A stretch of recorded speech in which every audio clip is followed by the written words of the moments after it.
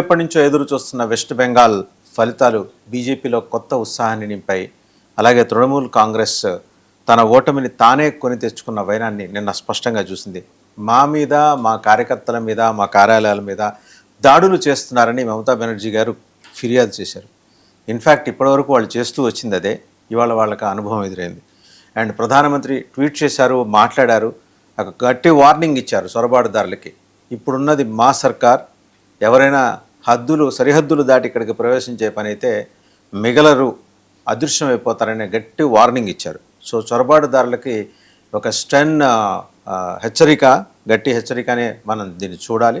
And ముగ్గురు సీఎంలు ఓటమి పాలయ్యారు. పినరయి విజయన్, మమతా బెనర్జీ, అలాగే స్టాలిన్. తమిళనాడు అయితే మనం చెప్పుకోవాల్సింది హిందూ విద్వేష భావజాలాన్ని కొడుకు చేత మరీ దగ్గరుండి చెప్పించిన స్టాలిన్కి ఘోర పరాభవం ఎదురైంది. కన్సాలిడేట్ అయిన హిందూ ఓటు బీజేపీ మీద నమ్మకం లేక మొత్తం టీవీకే వైపు టర్న్ అయింది. ఎందుకంటే విజయ్ ఫ్రెష్గా వస్తున్నాడు కాబట్టి ఎలాంటి పంకిలాలు అంటించుకోకుండా మొత్తంగా అట్లీస్ట్ ఫస్ట్ టర్మ్ వరకు జాగ్రత్తగా పరిపాలిస్తాడు, సో అందరినీ సమానంగా చూసుకుంటాడనే ఒక నమ్మకం కలిగింది, ఆయన కూడా కలిగించాడు. సో విజయ్ మొదటి నుంచి ఆయన స్టైల్ చూస్తుంటే కనుక 6 నెలల పాటు ఆయన ప్రచారంలో మాట్లాడారు తప్పించి ఒక ప్రెస్ మీట్లోనో లేకపోతే విడిగా ఇంటర్వ్యూలు ఇవ్వటమో ఏది చేయలేదు. తన నిర్దిష్ట లక్ష్యాలు దాన్ని బేస్ చేసుకునే తన ప్రణాళిక అంతా చేసుకున్నాడు. కొత్త ఓటర్లు తమ ఈ ఇంపాక్ట్ చూపించారు. అలాగే ఇప్పటివరకు ద్రవిడవాదం మీద నడుస్తూ వస్తున్న తమిళనాడులో కొత్త ఊపిరికి ఆయన తెరతీశాడు. ఆయన ద్రవిడియన్ కాదని కాదు, కానీ మరీ మీదేసుకొని ఒళ్ళంతా పులిమేసుకొని డిఎంకే ఏడిఎంకే లాగా చేస్తూ వచ్చిన విపరీత ప్రచారం నుంచి కొంచెం దూరం అయ్యి అన్ని సెక్షన్స్ని కలుపుకుని వెళ్ళే ప్రయత్నం చేశాడు. విజయ్ సక్సెస్ ఫార్ములా అది. విశ్వశర్మ గురించి వేరే చెప్పక్కర్లేదు. యూడిఎఫ్ మనం ఊహించిందే. కాంగ్రెస్కి ఒక రే ఆఫ్ రిలీఫ్ కింద మనం చూడాల్సి ఉంటుంది కేరళలో. పినరయి విజయన్ తాను సీఎం అని మాత్రమే కాకుండా సిపిఎం కన్నా ఎక్కువనే, CM is greater than CPM అనే భావంతో వెళ్ళటం వల్ల క్యాడర్సే ఆయనకు దూరం అయ్యాయి. సో దేశం మొత్తం మీద ఏంటంటే కమ్యూనిస్టులు పరిపాలించే రాష్ట్రం ఒక్కటి కూడా లేకుండా చేసిన ఘనతనైతే పినరయి విజయన్ మూటగట్టుకున్నారు. ఎందుకంటే లాస్ట్ కమ్యూనిస్ట్ గవర్నమెంట్గా చూడాలి. త్రిపుర పోయిన తర్వాత, వెస్ట్ బెంగాల్ కూడా పోయిన తర్వాత, కేరళలో ఇప్పటివరకు ఆధిపత్యం చెలాయిస్తూ తానే సిపిఎం అనే ధోరణిలో జాతీయ స్థాయిలో నేతలను లెక్క చేయని వైనం వల్ల పినరయి విజయన్ ఈ ఓటమిని కొని తెచ్చుకున్నాడు. పుదుచ్చేరి సరే, బీజేపీ సర్కార్ 3 చోట్ల. ఓవరాల్గా ఏంటంటే ప్రధానమంత్రి హోదాలో మోదీ చేస్తున్న లాస్ట్ ఎలక్షన్గా మనం దీన్ని చూడాలి. నెక్స్ట్ టర్మ్ ఆయన ఎలాగూ బీజేపీ కూటమి గెలిచినా, ఎన్డీఏ కూటమి గెలిచినా కొత్త తరం నాయకుడు ప్రధానమంత్రి కాబోతున్నాడు కాబట్టి ఈసారి ఈస్ట్లో గెలిపించి చూపించి ఆ టేస్ట్ చూపించారు బీజేపీ క్యాడర్స్కి, లీడర్స్కి. అండ్ ఎలా గెలవాలో ఆ గెలుపు సూత్రాన్ని పరిచయం చేశారు. ఓవరాల్గా ఇది పిక్చర్. అండ్ దీనికి సంబంధించి బిగ్ డిబేట్లో మనతో పార్టిసిపేట్ చేస్తున్నారు కల్నల్ వివి రావు గారు, అలాగే పెకేటి ప్రసాద్ గారు, జియో పొలిటికల్ అఫైర్స్ ఎక్స్పర్ట్. మిగిలిన గెస్టులు మరి కాసేపట్లో జాయిన్ అవుతారు. టు స్టార్ట్ విత్ వివి రావు గారు. నమస్తే అండి వివి రావు గారు. బెస్ట్ పర్ఫార్మెన్స్ వెస్ట్ బెంగాల్లో ఇచ్చింది అండ్ ప్రధానమంత్రి మాట్లాడారు, అదంతా కూడా నిన్న సాయంత్రం మాట్లాడారు. 17 ఏళ్ల దీదీ పాలనకి తెర దించారు. అండ్ ఆవిడ కూడా ఇంకా వేరే వెతుక్కోవాల్సిన పరిస్థితి, అంటే వెస్ట్ బెంగాల్లో ఉండే పరిస్థితి అయితే లేదు. ఐ థింక్ వివి రావు గారు సమ్ టెక్నికల్ ఇష్యూ ఉన్నట్టుంది. పేకేటి ప్రసాద్ గారి దగ్గరికి వెళ్దాం. పేకేటి ప్రసాద్ గారు నమస్తే అండి. నమస్కారం అండి. రిజల్ట్స్ ఎలా చూస్తున్నారు sir? Results first of all మనము బెంగాల్ గురించి వెళ్తే అండి, బెంగాల్లో ఇది ఎప్పటి నుంచో బీజేపీ కళ అండి. దగ్గర 75 సంవత్సరాల నుంచి వాళ్ళు పోరాటం చేస్తూనే ఉన్నారు. అక్కడ వాళ్ళకి ముఖ్యమైన స్థాపకులు శ్యామా ప్రసాద్ ముఖర్జీ గారు. వీళ్ళు మమతా బెనర్జీ భూమిపుత్ర అంటుంది కదా, ఫస్ట్ భూమిపుత్ర ఆయన. అంటే బెంగాల్లో హిందువుల్ని కాపాడేది చాలా పెద్ద పాత్ర ఉంది వారిది. అలాగే దేశం ఐక్యంగా ఉండడానికి ఆయన కాశ్మీర్లోకి వెళ్ళి ఆయన ప్రాణత్యాగం చేశారు. కానీ బెంగాల్లో అసలు ఆయన గురించి ఎక్కడ ప్రస్తావన లేకుండా, ఏమీ లేకుండా ఆయన హిస్టరీనే ఎరేస్ చేసే ప్రయత్నాలు చేస్తూ వచ్చారండి. అయితే ఇక్కడ చూసుకోవాల్సిన అంశము, దాని తర్వాత కూడా కమ్యూనిస్ట్ పాలనలో లేకపోతే టిఎంసి పాలనలో ఎంతో మంది ఆర్ఎస్ఎస్ కార్యకర్తలు వాళ్ళకి జాబులు రావు, లేకపోతే వాళ్ళు సొసైటీ నుంచి ఈ కమ్యూనిస్ట్ పాలనలో వాళ్ళకి ఎప్పుడు థ్రెట్ ఉంటుందని తెలిసి కూడా వాళ్ళు అలాగే నిత్య శాఖలు నడిపిస్తూ, అలాగే మిగతా మన దేశం గురించి వాళ్ళు అక్కడ ఐక్యత గురించి వాళ్ళు ప్రచారం చేస్తుండడం అది వాళ్ళకి పెద్ద ట్రిబ్యూట్ అండి. అయితే 2021లో దగ్గర దగ్గర 180 మంది కార్యకర్తలు, అంటే బూత్ కార్యకర్తలు లేకపోతే బీజేపీ వాళ్ళ మీద అటాక్ చేయడము, వాళ్ళని వాళ్ళపైన హత్య చేయడము, అలాగే మహిళల మీద రేపులు చేయడము, వాళ్ళని చెట్లకి అని వాళ్ళు చంపేసి వాళ్ళు ఊరేసుకున్నట్లు చూపించే ప్రయత్నాలు ఏవైతే చేశారో అండి, ఇవన్నీ వాళ్ళకి ట్రిబ్యూట్ అండి. సో ఇక్కడ మనం చూసుకుంటే అండి, ముఖ్యంగా ఏంటంటే ఈ ఆడవాళ్ళకంటే, నేను మహిళను అని చెప్పుకునే మమతా బెనర్జీ గారు మహిళలను కాపాడలేకపోయింది. అది ఏంటంటే బీజేపీ వాళ్ళకి గ్యారంటీ ఇవ్వగలిగింది. అంటే మహిళలకి నేను ఎలా చూస్తానంటే, మమతా బెనర్జీ మీద తీవ్రమైన నెగటివిటీ, తర్వాత BJP on the ground work చేసింది కాబట్టి ఇన్ని సీట్లు గెలవగలిగిందండి. మీరు సందేశ్ ఖలీ చూసుకోండి, ఎంత అంటే అక్కడ ఒక విక్టిమ్ నే బీజేపీ యొక్క ఎమ్మెల్యే క్యాండిడేట్ నిలబడి గెలిపించింది. ఆర్జే కార్ అంటే ఆ అమ్మాయి ఎవరైతే ఆ రేప్ విక్టిమ్ అయ్యారో వారి తల్లి గారిని నుంచోబెట్టారండి. అలాగే మతువా కమ్యూనిటీ ఎవరైతే ఉన్నారో వాళ్ళకి ఏంటంటే బంగ్లాదేశ్ లో ఆ హింస తట్టుకోలేక వాళ్ళు ఇక్కడ భారతదేశానికి వచ్చేసి బంగ్లా సెటిల్ అయిన వాళ్ళకి సిఐఏ డెలివర్ చేశారండి. సో దానికి సిటిజన్షిప్ కూడా ఇచ్చారు వాళ్ళు, కొంతమంది 4 లక్షల మంది వరకు. ఇంకా మమతా బెనర్జీ ఏంటంటే కరప్షన్, విపరీతమైన కరప్షన్. దాంట్లో వాళ్ళకి ఒక కాన్సెప్ట్ కూడా ఏముందంటే కట్ మనీ అంటారు దాన్ని. అంటే ప్రతి దాంట్లో ఎంతో వాళ్ళు కట్ తీసుకుంటారు అనమాట. అది ఏదైనా అవ్వండి, రేషన్ కార్డు అవనివ్వండి, లేకపోతే హౌసింగ్ స్కీమ్ అన కానివ్వండి, ఇంకేమన్నా సరే. దాంతో పాటు చాలా తక్కువ మంది మాట్లాడే అంశం ఏంటంటే అండి, ముస్లింలు కూడా, అంటే మోడరేట్ గా ఉండే ముస్లింలు కూడా ఎవరైతే ఉన్నారో వాళ్ళు కూడా టీఎంసీకి ఎగెన్స్ట్ గా వెళ్ళారండి. అందు గురించే ముస్లిం డామినేటెడ్ కాన్స్టిట్యున్సీలో కూడా బీజేపీ కొన్ని గెలవగలిగింది. చివరికి యువతని ఇగ్నోర్ చేస్తూ వచ్చారు. ఈ టెట్ స్కామ్లు, ఎస్ఎస్సి స్కామ్లు, ఏవైతే కరప్షన్లు జరిగాయో దాని గురించి మనం చూసుకుంటే అండి, విపరీతంగా యువత కూడా వాళ్ళకి ఆపర్చునిటీ లేదు కాబట్టి వాళ్ళకి ఇంత ఈ బ్రైబ్స్ ఇవ్వలేక లంచాలు, సో వాళ్ళు కూడా ఈ గవర్నమెంట్ కి తిరగబడ్డారండి.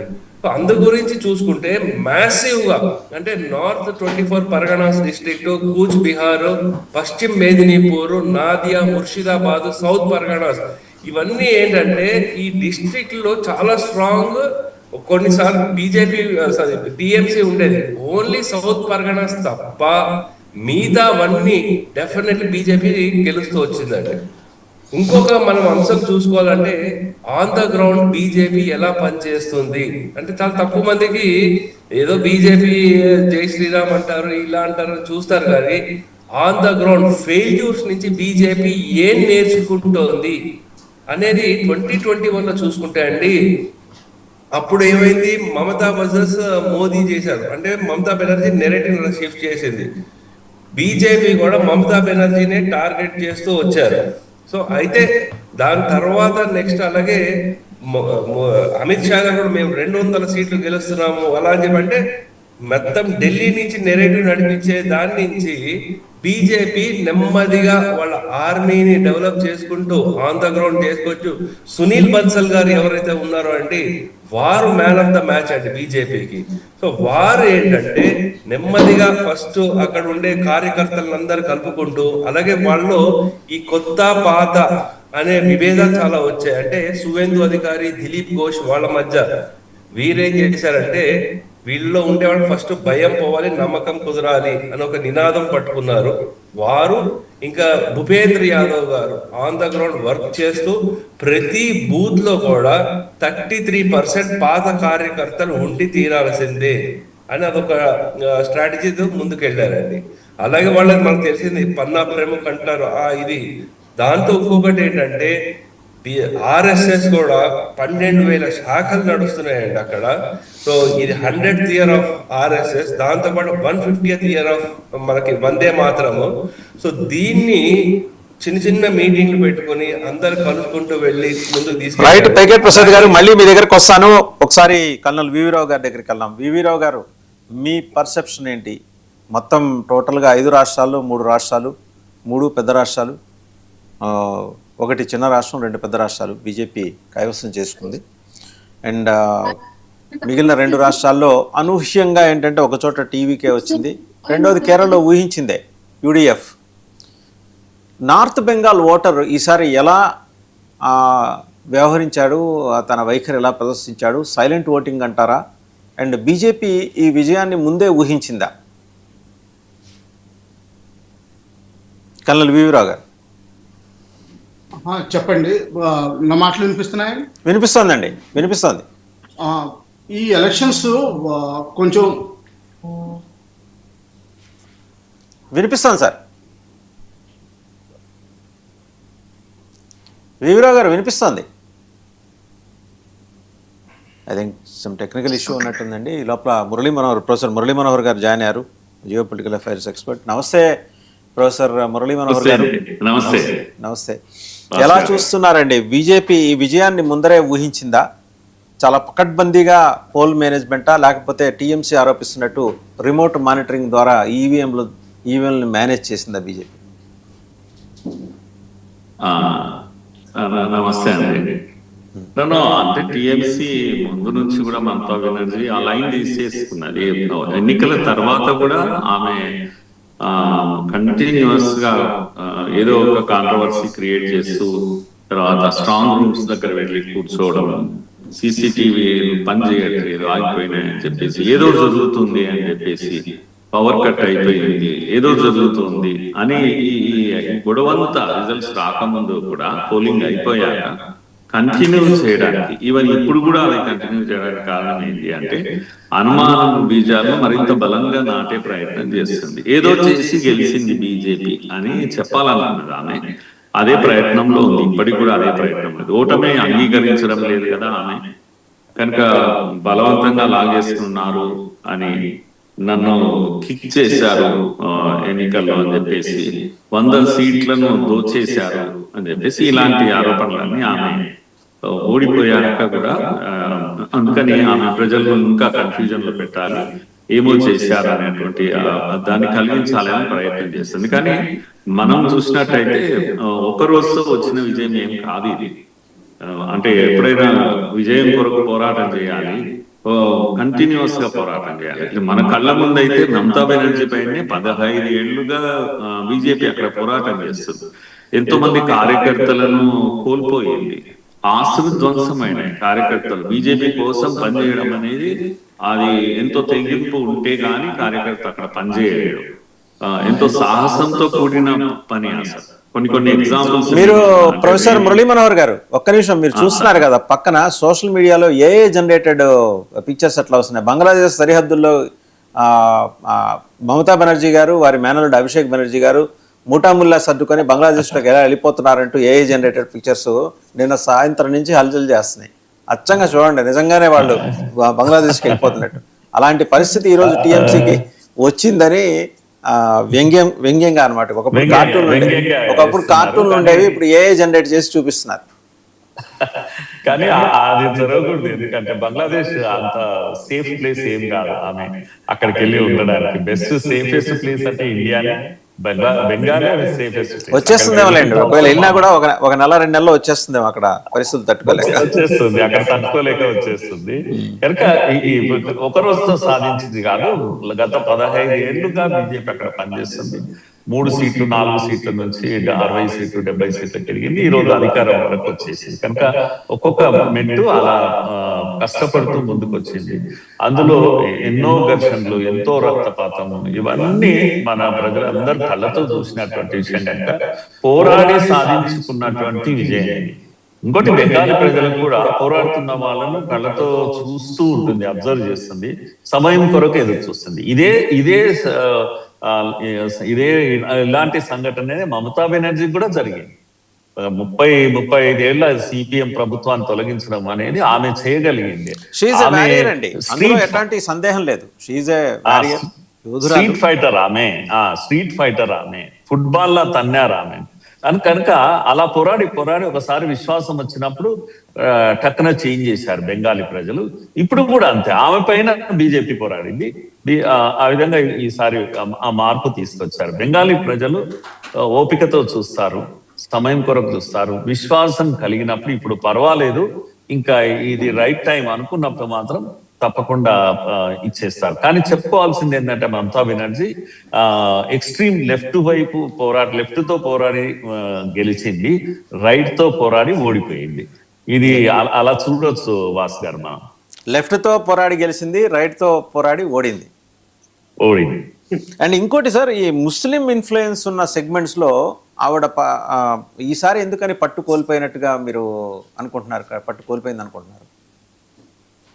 నేను అనుకుంటున్నాను ఇండియన్ ముస్లిమ్స్ కూడా విశ్వాసం కోల్పోయారు ఆమె పైన. ఎందుకంటే ఆమె తాపత్రయం బంగ్లాదేశ్ ముస్లింల పైన శృతి మించిన తాపత్రయము, వాళ్ళని కాపాడుకునే ప్రయత్నము, వాళ్ళకు ఆధార్ కార్డులు ప్రొవైడ్ చేసే ప్రయత్నము, ఓటర్ లిస్ట్ లో వాళ్ళ పేర్లు ఉంచడానికి చేసిన ప్రయత్నం, దానికోసం ఢిల్లీ నుంచి వచ్చిన జడ్జెస్ ఎవరైతే ఉన్నారో వాళ్ళతో కూడా ఫైట్ చేయడము, ఎక్కడ తగ్గకపోవడం. ఆమె ఎవరు వచ్చినా సరే, ఈడీ అయినా సరే, జడ్జెస్ అయినా సరే, ఎవరిని కేర్ చేయకపోవడము, అది అంతా చూశారు వాళ్ళు. ఇక్కడ ఇండియన్ ముస్లిమ్స్ కూడా they are not happy with Mamata Banerjee. కనుక ఆమె ఓటే ప్రధానం తప్పితే హిందువా ముస్లిమా అనేది కాదు. కనుక ఇక్కడ ఏమైంది, బంగ్లాదేశీ అక్రమ చొరబాటుదారులను నిలబెట్టుకోవాలనే తాపత్రయం కూడా భారతీయులైన ముస్లింలకు చాలా మటుకు నచ్చలేదు అని చెప్పేసి కొంతమంది నొచ్చుకున్నారని కూడా చెప్తున్నారు. ఎక్స్ట్రీమ్ గా చేస్తుందని. బహుశా అదేదైనా రిజల్ట్స్ తారుమారు చేసిందేమో చెప్పలేము భాస్కర్. రైట్, ఒకసారి కల్నల్ వివిరావు గారి దగ్గరికి వెళ్ళిన వివిరావు గారు, ముందుగా బెంగాల్ మాట్లాడుకుందాం. సంక్షుభిత ప్రాంతాల్లో స్వయంగా మీరు అక్కడ మీ విధుల నిర్వహణలో భాగంగా మీరు బెంగాల్ మీద పట్టుంది, మీరు చూస్తుంటారు. ఎలా ఇంత భారీ స్థాయిలో బీజేపీ విజయాన్ని దక్కించుకుందంటారు? ఇదేదో ఓవర్ నైట్ ఎక్సర్సైజ్ అయితే అయి ఉండకపోవచ్చు, ఏళ్ల తరబడి చేసిన ప్రయత్నమా, లేకపోతే మమతా బెనర్జీ ఆరోపించినట్టు ఈవీఎంల మాయాజాలమా? మొత్తం వేరే స్పీకర్స్ అన్నట్టుగా వెస్ట్ బెంగాల్లో ఏం జరిగిందంటే లాస్ట్ 15 ఏళ్లలో కేవలం ఓట్లే ప్రధానంగా మొత్తం అడ్మినిస్ట్రేషన్ అంతా నడిచింది. నేను దాదాపు 6 జిల్లాలు దగ్గర నుంచి చూడడం జరిగింది. అందులో ఏంటంటే ఇంకా ఓన్లీ ఓట్స్, అందులో ఇంకేమి డెవలప్మెంట్ లేకుండా ఓన్లీ చీప్ పాలిటిక్స్ ఏదైతే ఉన్నాయో అవే ఇంప్లిమెంట్ చేశారు. ఇండస్ట్రియల్ డెవలప్మెంట్ మొత్తానికి జీరో అయిపోయింది. జీరో కూడా కాదు, మైనస్ అయింది. ఉన్న ఇండస్ట్రీస్ కూడా బయటకు వెళ్ళిపోవడం మొదలుపెట్టింది. ఏంటంటే టాటా అటువంటి అగ్ర గ్రూప్ని బయటకు పంపించేయగలిగినప్పుడు ఇంకా మిగతా ఏ గ్రూపు ఇండస్ట్రీస్ అక్కడ ఎస్టాబ్లిష్ చేయదలుచుకుంది. ఒకవేళ ఎవరైనా ఏదైనా ఇన్వెస్ట్మెంట్ చూపించినా కానీ అవి కేవలం కొంచెం టెలికామ్ ఇన్ఫ్రాస్ట్రక్చర్ అటువంటి వాటిలో చూపించినవి తప్పితే కానీ బేసిక్ మ్యానుఫ్యాక్చరింగ్లో ఎక్కడా కనిపించలేదు. ఒకప్పుడు కెమికల్స్కి, కార్స్కి, వీటన్నిటికీ ఫేమస్ అయిన కంపెనీ స్టేట్ ఎందుకు పనికి రాకుండా పోయింది. రెండవది ఏంటంటే మైనారిటీస్ ఎప్పుడైతే బంగ్లాదేశ్ నుంచి తిరిగి వస్తారో, ఇన్ఫిల్ట్రేషన్ అవుతారో, వాళ్ళను ఒక ఆర్గనైజ్డ్ పద్ధతిలో Murshidabad, Nadia, north and south Dinajpur districts నుంచి ఇంటీరియర్ ఏరియాస్ తీసుకురావడం, వాళ్ళకి సిటిజన్షిప్ కావాల్సిన డాక్యుమెంట్స్ అన్ని ఒక పద్ధతిలో ఆర్గనైజ్ చేయడం, తర్వాత కొంతవరకు అక్కడే రీసెటిల్ చేయడం, లేకపోతే వేరే స్టేట్స్కి పంపించడం. ఇది ఒక ఆర్గనైజ్డ్ ర్యాకెట్ కింద మారింది. దాంతో ఇదంతా ప్రజలు కొంతవరకు చూశారు. ఓట్స్ గురించి వీటి గురించి పర్వాలేదులే అనుకున్నారు. కానీ ఎప్పుడైతే విపరీతంగా పెరిగిపోయిందో ఇంకప్పుడు ఆ గవర్నమెంట్ని దించాల్సిందే అవసరం వాళ్ళకి కనిపించింది. దాంతో పాటుగానే ఈ అపోజిషన్ పార్టీ ఏదైతే ఉందో వీళ్ళు గ్రౌండ్ లెవెల్ వర్క్ కూడా చేసుకుంటూ రావడం మొదలుపెట్టారు. దానివల్ల కూడా కొంచెం తేడా వచ్చింది. ఏదైనా సరే యాంటీ ఇన్కంబెన్సీ ఫ్యాక్టర్ మాత్రం హెవీ ప్లే చేసింది పాజిటివ్ ఫ్యాక్టర్ కంటే. అది మాత్రం మనం గుర్తుపెట్టుకోవాలి. ఇప్పుడు అందుకని డెవలప్మెంట్ చూపించాల్సిన అవసరం కొత్త గవర్నమెంట్కి ఎంతో ఉంది. అది చూపించలేకపోతే మాత్రం ఈ ఎక్సర్సైజ్ అంతా ఫ్యూటైల్ అయింది. రైట్, ఒకసారి మనతో పాటు తాడువాయి రామకృష్ణ గారు సెఫాలజిస్ట్, వారు కూడా జాయిన్ అయ్యారు. నమస్తే రామకృష్ణ గారు. As a psephologist I think మీరు 2 నెలల క్రితం ఇది December 1st సార్, డిసెంబర్ మనం మాట్లాడినప్పుడు మన ఇంటర్వ్యూలో మన డిస్కషన్లో మీరు చెప్పారు 200 సీట్లు పైన బీజేపీ తెచ్చుకుంటుంది అని. మీకంటే మీ ప్రెడిక్షనా లేకపోతే మీ ఆశాభావం? ఆ రోజు మీరు గ్రౌండ్లో వెళ్ళి చేసిన వర్క్? అది ప్రిడిక్షనే సార్, ఆశాభావం అయితే కాదు సార్. ఎందుకంటే ఇప్పటికే చాలామంది చెప్పినట్లుగా ఎక్కడైతే పశ్చిమ బెంగాల్లో ఈ అక్రమ వలసదారులకు సపోర్ట్ చేయటం మమతా బెనర్జీ గారు, అంతేకాకుండా అక్కడ పలు రకాలైనటువంటి స్కాములు కూడా చేయటం పార్థ చటర్జీ గారు కానివ్వండి, అనుభద్ర మండల్ గారు కానివ్వండి, ఈ పశువుల స్మగ్లింగ్ కానివ్వండి, టీచర్స్ రిక్రూట్మెంట్లో స్కామ్ కానివ్వండి, బొగ్గు స్మగ్లింగ్ కానివ్వండి, ఇవన్నీ చాలా రకాలైనటువంటి అవినీతి పనులకి శ్రీకారం చుట్టడం తృణమూల్ కాంగ్రెస్ యొక్క ఇది ప్రజలు చాలా అసహించుకునే పరిస్థితికి వెళ్ళిపోయారు. మొన్ననే మీకు రీసెంట్గా మీకు తెలిసి ఒక 4 రోజుల క్రితము బంగ్లాదేశ్ ఎంపీ స్వయంగా బంగ్లాదేశ్ సభలో మాట్లాడుతూ రేపు రాబోయే ఎలక్షన్స్లో భారతీయ జనతా పార్టీ రాబోతుంది, సో మనం అక్కడికి వెళ్ళి మన వాళ్ళు ఎట్లా వెళ్తారు, మరి అక్కడ ఎట్లా వైద్య సదుపాయాలు అందుకుంటారు, అక్కడికి వెళ్ళి ఎలా వస్తారు అని ఇదిగా మాట్లాడటం అసలు ఎంత సిగ్గుచేటంటే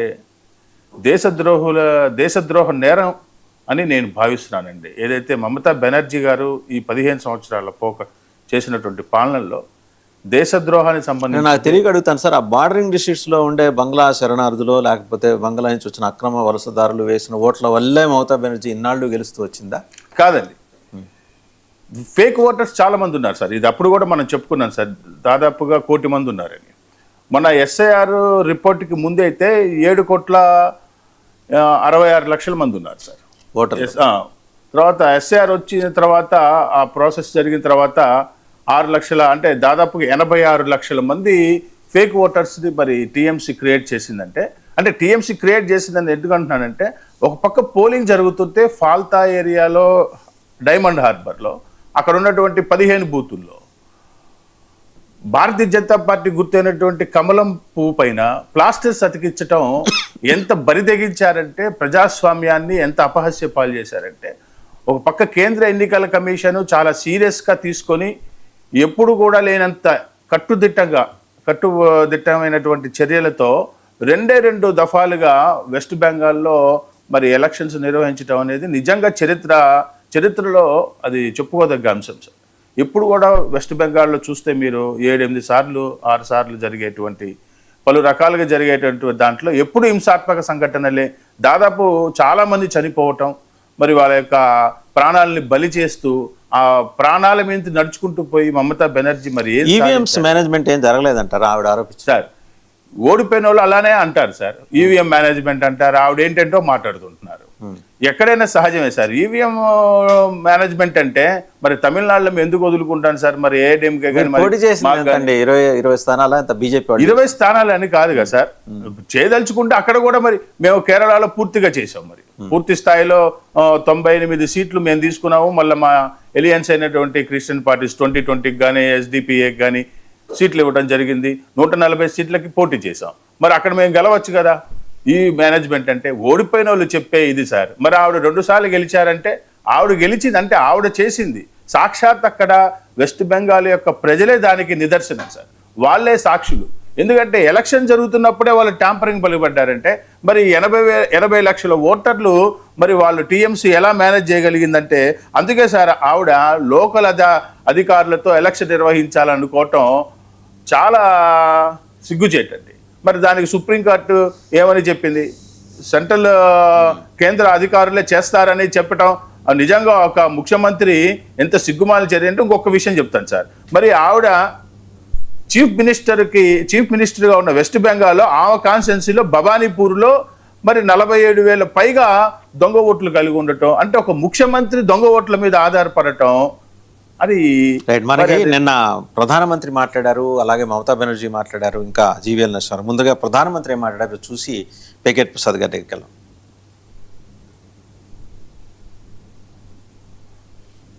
ప్రధానమంత్రి మాట్లాడింది. देश भर के भाजपा के कार्यकर्ता के चेहरे पर देख रहा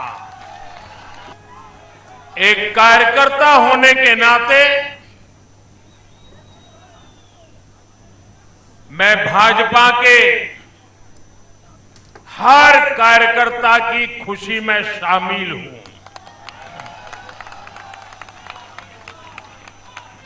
साथियों, आज का ये दिवस कई मायनों में खास है, विशेष है। ये देश के उज्जवल भविष्य की उद्घोषणा का दिन है। ये भरोसे का दिन है। भरोसा भारत के महान लोकतंत्र पर, भरोसा परफॉर्मेंस की पॉलिटिक्स पर, भरोसा स्थिरता के संकल्प पर, भरोसा एक भारत श्रेष्ठ भारत की भावना पर। साथियों, मैं बंगाल की जनता का, असम की जनता का, पुडुचेरी की जनता का, तमिलनाडु और केरलम की जनता का आज आदरपूर्वक नमन करता हूं। मैं उन सबको वंदन करता हूं। రైట్ వెంకట ప్రసాద్ గారు, ప్రధానమంత్రి మహాన్ లోక్ తంత్ర ఒకటి అన్నారు, స్థిరత సంకల్పం అన్నారు, అలాగే శ్రేష్ఠ భారత్ అన్నారు. ఈ మూడు పదాలకి సంబంధించి అంటే చాలా జాగ్రత్తగా సటిల్గా ఆయన ఇది ప్రజల మనసుల్లోకి మెదడులోకి ఈ ఇంటిగ్రిటీ అంటే నేషనల్ ఇంటిగ్రిటీ